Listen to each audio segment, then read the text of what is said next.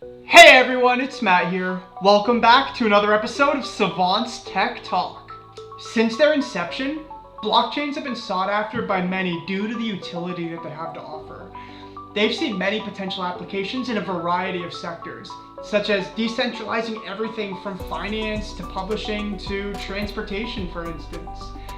These sectors are visualizing some form of blockchain or cryptocurrency in their future.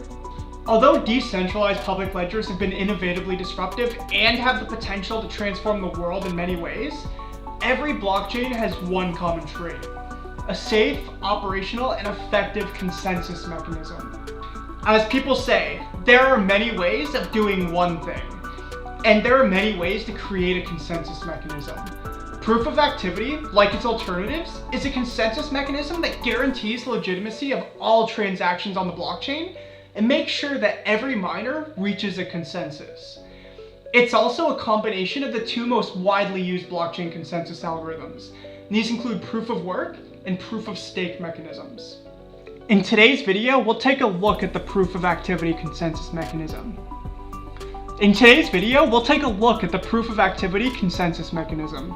As always, if you find this topic interesting, then you can let us know by hitting that like button and subscribing to this channel for more videos. You can also let us know if you find it interesting by saying so in the comments section down below. Now let's jump into it.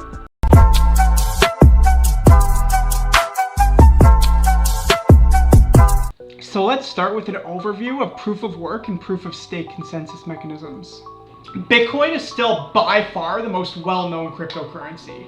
It utilizes proof of work as a consensus mechanism, and one of its distinguishing features is the difficulty of mining. As the days go by, mining Bitcoin tends to become increasingly more difficult. This process also makes hacking the Bitcoin network nearly impossible.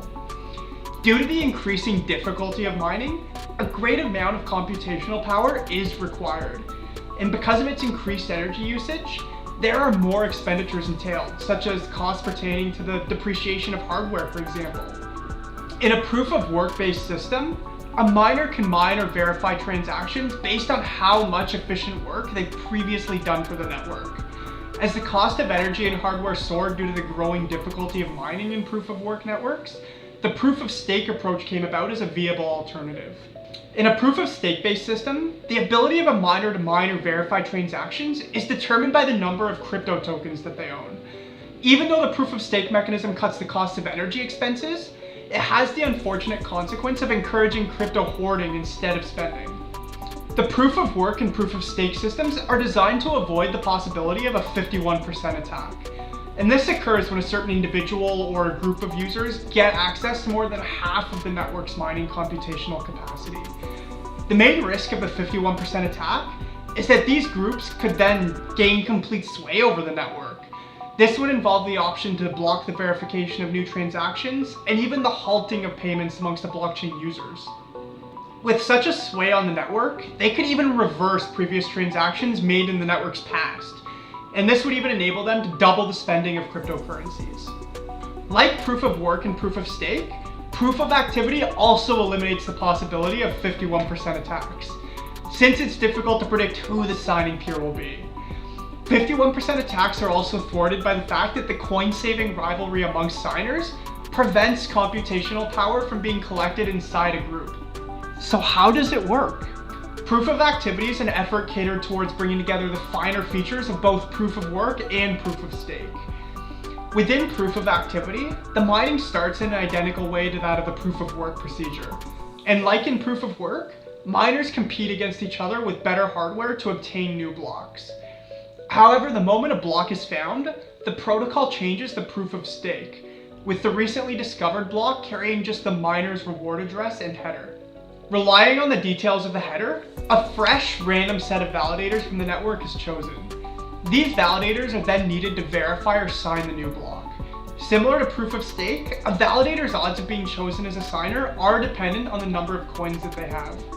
After every selected validator signs the recently discovered block, it's considered complete, becomes recognized, and is then attached to the blockchain network with transactions being recorded on it. If it ever happens that a few of the chosen validators aren't there or unable to sign the block for it to be completed, the procedure shifts to the next block being won. Another group of validators is then randomly selected based on the value of their staked coins to sign that block. Because the proof of activity method does combine proof of work and proof of stake, it's actually criticized due to its partial utilization of the both of them. A lot of resources are still needed to mine blocks during the proof of work process.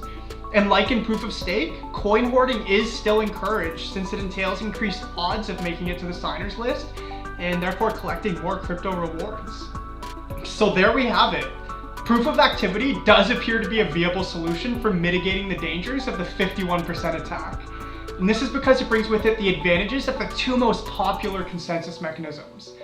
It's a hybrid that's more secure than either one of them alone.